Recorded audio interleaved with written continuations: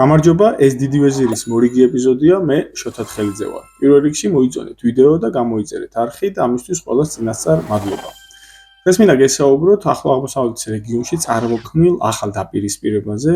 რომელიც შეიძლება გასული წლიდან მოყოლებული გვევარაუდა, რომ ეს ადრე თუ გვიან მოხდებოდა და ამ შემთხვევაში გულისხმობ ისრაელსა და თურქეთს შორის გავლენის სფეროებზე კონფლიქტს, რომელიც მთავარი ხაზი დღეს გადის სირიის რესპუბლიკაზე და შეიძლება ვთქვათ, რომ უკვე ასე ვთქვათ აქტიურ ფაზაში გადადის თურქული ნეოოსმალიზმის პროექტსა და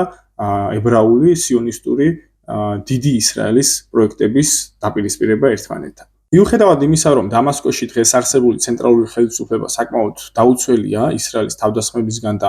მათი უსაფრთხოება საკმაოდ მოწყვლადია, შეგახსენებთ იმას, რომ ისრაელის არმია დამასკოდან მხოლოდ რამდენიმე ათეული კილომეტრში დგას და მას თავისუფლად შეუძლია თავდასხმა განახორციელოს ნებისმიერ სახელმწიფო ინსტიტუციაზე სირიის დედაქალაქში. მიუხედავად ამ მოცემულობისა, აჰმად ალ-შარას იგივე მუჰამედ ალ-ჯულანის ხელისუფლება მაინც რჩება თურქული გავლენის ქვეშ, გამომდინარე იქიდან, რომ მათ უკვე რამდენიმე წელია, რომ მჭიდრო კავშირი აქვს თურქულ დაზვერვასთან და სამხედრო, ასე ვთქვათ, ლიდერშიპთან. ანუ ის სტატუს კო, რაც აქამდე არსებობდა, რომ სირია ასადის ხელისუფლების ქვეშ წარმოადგენდა ირანის მოკავშირე სახელმწიფოს და ეს ორი ქვეყანა ტანდემში წარმოადგენდა ისრაელისთვის რეგიონულ გამოწვევას, გამომდინარე იქიდან, რომ მაშინ სირიის ტერიტორიაზე იმყოფებოდნენ ირანის რევოლუციურ გუშაკთა კორპუსის წარმომადგენლები და ნაწილობრივ ირანული სამხედრო ინფრასტრუქტურაც. ეს საფრთხე ისრაელისთვის ჩანაცვლა იმით, რომ სირია დღეს აღმოჩნდა ერთი რეგიონული აქტორიდან, მსხვილი აქტორიდან მეორე რეგიონული მსხვილი აქტორის გავლენის ქვეშ, გულისხმობ უკვე თურქეთის ქვეშ, რაც რეალურად აი ამ გამოწვევას, რაც არსებობდა სირიის სახით ისრაელისთვის, ამ გამოწვევას ჯერ კიდევ ბოლომდე არ ანეიტრალებს. შეიძლება იმ ტიპის საფრთხეს არ წარმოადგენს, ასე ვთქვათ, თურქული გავლენის ქვეშ არსებული სირია ისრაელისთვის, როგორცაც წარმოადგენდა ირანის გავლენის ქვეშ ყოფილი სირია, თუმცა გრძელვადიან მომავალში შეიძლება ეს გახდეს ასე ვთქვათ, მისი რეგიონული უსაფრთხოებისთვის ერთ-ერთი მთავარი მიმართულება და ამ კუთხით ისრაელმა დაიწყო ამ შემთხვევაში რეგიონული ალიანსების შექმნა, რაზეც მინდა დღეს გესაუბროთ. დეკემბრის ბოლოს ისრაელს კვიპროსსა და საბერძნეთს შორის გაფორმდა ერთიანი სამოქმედო გეგმა თავდაცვის სფეროში, რის მიხედვითაც ეს ქვეყნები ყოველწლიურად ჩაატარებენ გაერთიანებულ სამხედრო წვრთნებს, ის იქნება ავია თუ საზღვაო წვრთნები და ერთმანეთში გაცვლიან სადაზვერვო ინფორმაციას და იქნებათ, ასე ვთქვათ, იარაღის თავისუფალი ვაჭრობა ერთმანეთში. უკვე ცხადი გახდა, რომ მაგალითად კვიპროსზე განლაგდება ებრაული წარმოების თავდაცვითი სისტემები და ასევე საბერძნეთიც აპირებს რამდენიმე შრიანი თავდაცვითი სისტემის ანტიბალისტიკური თავდაცვითი სისტემების შეძენას და დრონების შეძენას ისრაელისგან. ბუნებრივია ეს მოვლენა ყურადღების მიღმა არ დარჩათ ანკარაში, გამომდინარე იქიდან, რომ თუ კი რუკას შევხედავთ, ამ სამი ქვეყნის, ასე ვთქვათ, ღერძი წარმოადგენს თურქეთის შემაკავებელ ჯაჭვს ხმელთაშუა ზღვაში. ეს სამივე ქვეყანა ირიბ დაპირისპირებაში იმყოფება თურქეთთან, თუ სათითაოდ განვიხილავთ, საბერძნეთი ეს არის ისტორიული მეტოქე თურქეთის, რომლის უსაფრთხოება პრაქტიკულად აგებულია თურქეთის შეკავებაზე და იმ კუნძულების დაცვაზე და ეგეოსის ზღვის დაცვაზე, სადაც ასე ვთქვათ, მას შეხება აქვს თურქეთთან. კვიპროსი მოგეხსენებათ, ეს არის ორად გაყოფილი სახელმწიფო, რომლის ჩრდილოეთში, ასე ვთქვათ, არსებობს თვითგამოცხადებული რესპუბლიკა, ჩრდილოეთ კვიპროსის თურქული რესპუბლიკა, რომლის მთავარი მფარველი სახელმწიფოდ გვევლინება თურქეთი და მხოლოდ თურქეთი აღიარებს მას როგორც სახელმწიფოდ და ისრაელზე, როგორც მოგეხსენებათ, მათი ინტერესები უკვე თანდათან კონფლიქტში შედის ერთმანეთთან. ამ ტიპის შემაკავებელ რკალში, სადაც შუაში არის მოქცეული კუნძული კვიპროსი, გვაფიქრებინებს იმას, რომ ამ სახელმწიფოს გაერთიანება გაურკვეველი ვადით კიდევ გადაიდო და პირიქით შეიძლება პირუკულ პროცესები ვიხილოთ, როდესაც თურქეთმა საერთაშორისო ასპარეზზე შეიძლება უფრო აქტიურად დააყენოს ჩრდილოეთ კვიპროსის თურქული რესპუბლიკის აღიარების საკითხი, გამომდინარე იქიდან, რომ აი არ დაუშვას ამ რესპუბლიკის გაერთიანება, გამომდინარე იქიდან, რომ გაერთიანების შემთხვევაში მთლიანად კვიპროსი გადავა ისრაელისა და საბერძნეთის გავლენის ქვეშ და ის საზღვაო სივრცე, რომელსაც ამ შემთხვევაში დღეს აკონტროლებს ჩრდილოეთ კვიპროსის თურქული რესპუბლიკა, აი ამ საზღვაო სივრცეზეც თურქეთი დაკარგავს კონტროლს და ის უშუალოდ გაუმეზობლდება ებრაულ ინტერესებს. შეიძლება ვთქვათ, რომ ისრაელმა უკვე დაიწყო თურქეთის შემაკავებელი რკალის შექმნა ხმელთაშუა ზღვის მიმართულებით, რომელსაც თურქულ მედიაში უკვე უწოდეს ანტითურქული ბოროტების ღერძი. მოგეხსენებათ, ეს სივრცე მნიშვნელოვანი იყო თურქეთისთვის ბოლო წლებში, გამომდინარე იქიდან, რომ ის ამ საზღვაო ზოლს აცხადებდა საკუთარ თავისუფალ ეკონომიკურ ზონად, სადაც მას შეეძლო მოეპოვებინა სხვადასხვა ბუნებრივი რესურსები და აქედან გამომდინარე იყო, რომ ის კონფლიქტში შევიდა ამ საზღვაო სივრცის გაყოფასთან დაკავშირებით, როგორც საბერძნეთთან, ასევე კვიპროსთან და აქედან გამომდინარე იყო, რომ 2018-19 წლებში თურქეთმა ხელშეკრულება გააფორმა დღევანდელ ლიბიის ცენტრალურ ხელისუფლებასთან, როდესაც ამ ორმა ქვეყანამ ის, ასე ვთქვათ, საზღვაო ზოლი ორად გაიყვეს, რომელიც თურქეთსა და ლიბიას შორის არსებობდა. ამას გარდა ისრაელსა და თურქეთს შორის დაპირისპირება გრძელდება კვლავაც თავად სირიის ტერიტორიაზე რამდენიმე მიმართულებით. მაგალითად, შარშან წლის დასაწყისში, როდესაც თურქეთს სურდა საკუთარი სამხედრო ინფრასტრუქტურა განელაგებინა არა მხოლოდ სირიის ჩრდილოეთ გუბერნიებში, მაგალითად ალეპოს გუბერნიაში, არამედ ცენტრალურ გუბერნიებში, ჰომსისა და დამასკოს გუბერნიებში, მაშინ მისი ეს ქმედება უხეშად შეზღუდვა ისრაელის საავიაციო ძალებმა, როდესაც მათ დაბომბეს ის სამხედრო აეროდრომები, რომელთა დაკავება მაშინ სურდა თურქეთს. თუმცა თურქეთს ეს გადაწყვეტილება არ გაუქმებია და მისი ყოველდღიური მცდელობაა, რომ მისი სამხედრო ინფრასტრუქტურა თანამედროვე უფრო სამხრეთით წაწიოს დამასკოსკენ, გამომდინარე იქიდან, რაც ახსენე დასაწყისში, რომ დღეს დამასკოში ჯულანის ხელისუფლება არის პრაქტიკულად დაუცველი და მისი უსაფრთხოება არ არის გარანტირებული ისრაელისგან და ასე ვთქვათ, თურქების მიზანია, რომ ეს უსაფრთხოების გარანტირება მოხდეს მათი მხრიდან. თუმცა წლის დასაწყისში მოხდა დაიწყო ახალი დაპირისპირება, შეიძლება ითქვას, რომ მინი პროქსი დაპირისპირება სირიის ტერიტორიაზე ისრაელსა და თურქეთს შორის, როდესაც მუჰამედ ალ-ჯულანის ძალები დაუპირისპირდნენ ქურთულ ძალებს. როგორც ვახსენე, ჩვენ ასე ვთქვათ, ალ-ჯულანის ძალები უნდა მოვიაზროთ თურქეთის გავლენის ქვეშ ყოფის სამხედრო ძალა, ხოლო ქურთები ისტორიულად ყოველ წარმოადგენდნენ როგორც შეერთებული შტატების, ასევე ისრაელის პატრონაჟის ქვეშ არსებული ჯგუფი და ეს კონფლიქტი წარმოიქმნა, როგორც ვახსენე, ქალაქ ალეპოს ორ უბანში, შეიხ მაქსუჯსა და აშრაფიეში, სადაც აქამდე ცხოვრობდნენ ქურთები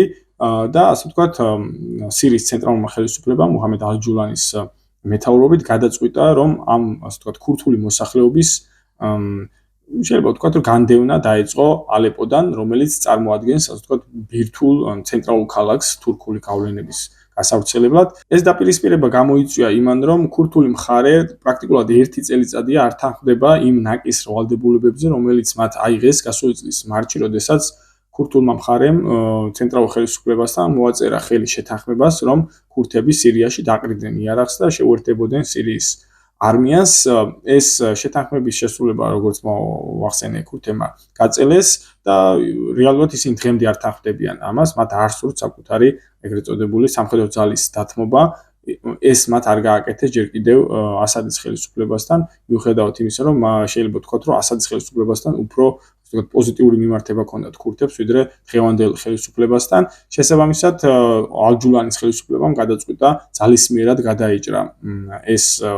პრობლემა და ასე ვთქვათ, ის პატარა ანკლავი, რაც არსებობდა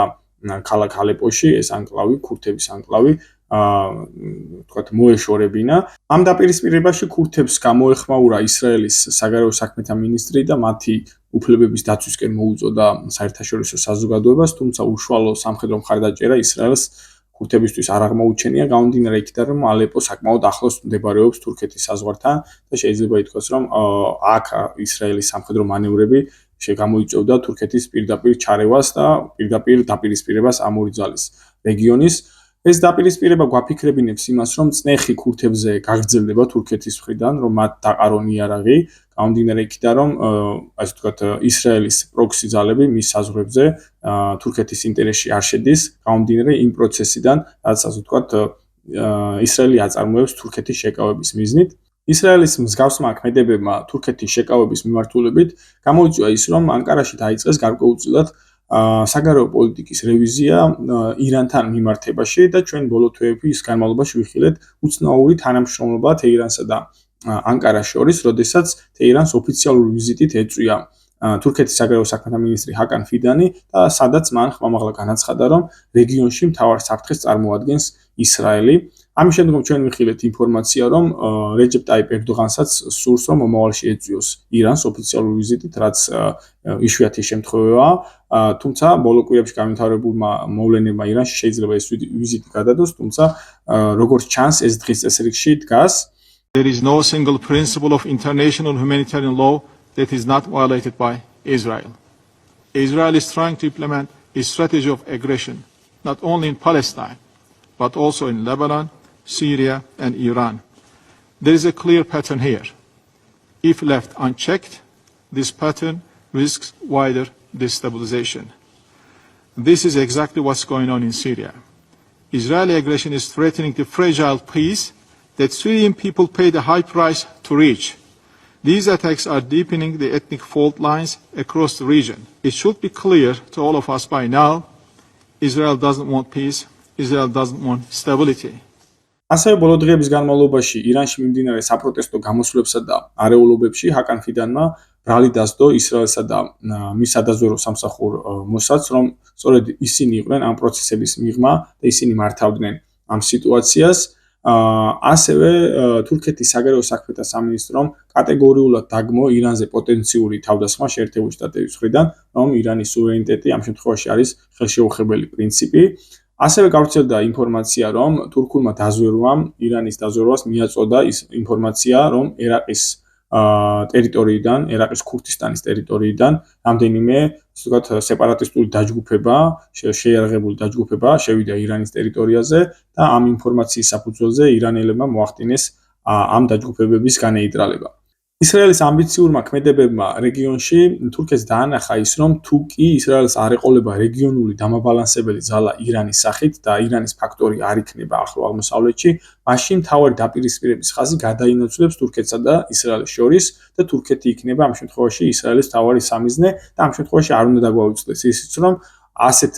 სცენარში, ასეთ სურათში თურქეთის მხარეს აღარ იქნება არც დასავლეთი და კონკრეტულად შეერთებული შტატები, არამედ პირიქით მთლიანად კოლექტიური დასავლეთი იქნება ისრაელის მხარეს, რაც თურქეთს მომავალში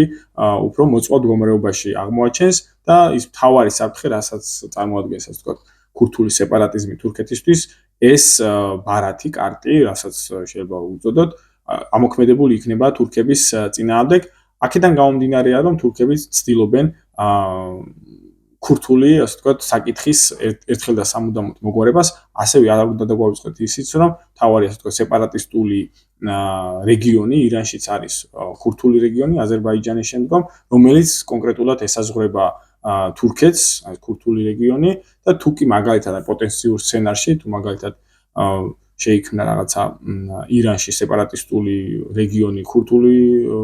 მოსახლეობის სახით, პრაქტიკულად იქნება უწყვეტი ჯაჭვი თურქეთის სამხრეთ საზღვარზე, სირია, ერაყი, ირანის ტერიტორიებზე ქურთული, ასე ვთქვათ, წარმონაქმნები, სახელმწიფოებრივი წარმონაქმნები, რაც გარდაულად მომავალში გამოიწვევს იმას, რომ თურქეთშიც გაჩნდება, ასე ვთქვათ, გაძლიერდება კვლავ ქურთული სეპარატიზმი, სადაც ყველაზე მეტი ქურთი ცხოვრობს და სადაც კულტურული და პოლიტიკური ცენტრია ქურთული მოსახლეობის. შედეგად ისრაელმა გამოიწვია ის, რომ თურქეთსა და ირანს შორის დაიწყო ნახევრად უცნაური, იძულებითი და პრაგმატული თანამშრომლობის პროცესი, რომელიც გამომდინარეობს რეგიონული ბალანსის პოლიტიკიდან, თუ მაგალითად ახლო აღმოსავლეთში არსებობს ეგრეთ წოდებული ძალთა ტროიკა, ისრაელი, თურქეთი, ირანის სახით, ამ შემთხვევაში თურქეთი და ირანი შეეცდებიან ტანდემში დაიწყონ ისრაელის რეგიონული ამბიციების დაბალანსება და მათ შორის ამ ორ სახელმწიფოს შორის მომავალში შეიძლება ვიხილოთ თანამშრომლობის გაღრმავება, მიუხედავად იმისა, რომ მათ აქვს მთელი რიგი საკითხები, სადაც ერთმანეთს ეწინააღმდეგებიან, შეიძლება გამოინახოს საკითხი, სადაც მათი თანამშრომლობა უსაფრთხოების კუთხით, მათი თანამშრომლობა იქნება ორივესთვის ასე ვთქვათ, სარგებლიანი და ეს შეიძლება იყოს ლიბანში ჰეზბოლას მიმართულება და რა იგულისხმება ამაში.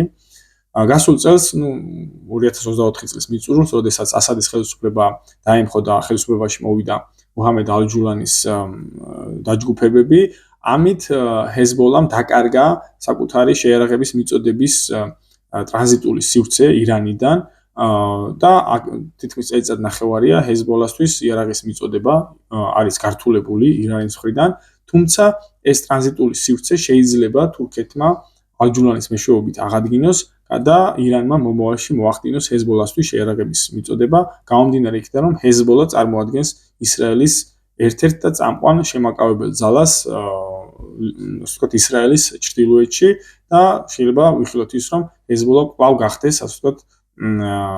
ანგარიშგასაწევი სამხედრო ძალა, გამომდინარე იქიდან, რომ ისრაელმა მის ჩრდილოეთით, კონკრეტულად ლიბანში, არ მოახდინოს საკუთარი ექსპანსია, რაც ასევე თურქული ინტერესების საწინააღმდეგო პროცესი იქნება. დღეისათვის სულ ეს იყო, შეგახსენებთ, მოიწონოთ ვიდეო და გამოიწეროთ არხი. ეს დიდი ვეზირია, მე შოთა თხელიძე ვარ, დროებით.